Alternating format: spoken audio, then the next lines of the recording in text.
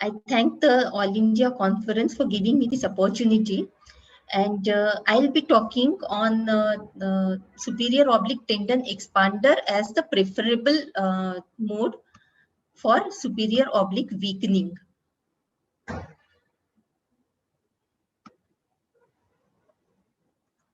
So these are the indications for superior oblique weakening. An ideal option for weakening should be some surgery which corrects the abnormal head posture, which improves the elevation in adduction. So an ideal situation would be, ideal surgery would be something which corrects the abnormal head posture, improves the elevation in adduction, which lengthens the tendon, but at the same time, it should not cause palsy, and it should be able to tackle asymmetry like in A and lambda pattern.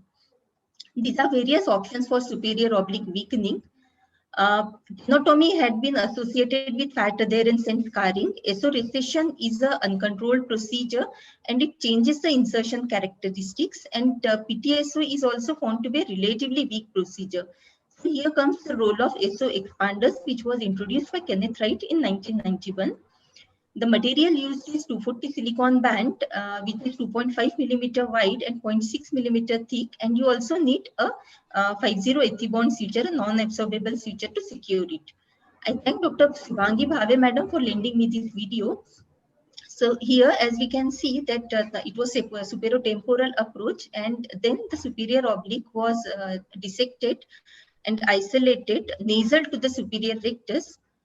Two anchoring sutures were placed a few millimeters apart on the superior oblique tendon, and then the tendon was cut in between these two anchoring sutures. These are non-absorbable sutures, and then you introduce the silicone band of desired width in between the two cut tendon ends, and you secure it with a non-absorbable suture. And at the end of the surgery, you do the force exaggeration guidance test. The most important advantage, I think, of super expander is that it gives you a graded quantitative slackening, and which is very useful in cases of asymmetric cases. For 1 plus SO overaction, you use 4 millimeter of band, and for every grade of increase, you add 1 plus to the length. Another important advantage is that tendon insertion is maintained and medial and lateral compartments are maintained. The band also holds the tendons apart and hence prevents adhesion. It is a reversible procedure. You may remove the band, and it is also an adjustable procedure. You may adjust the length of the band if required.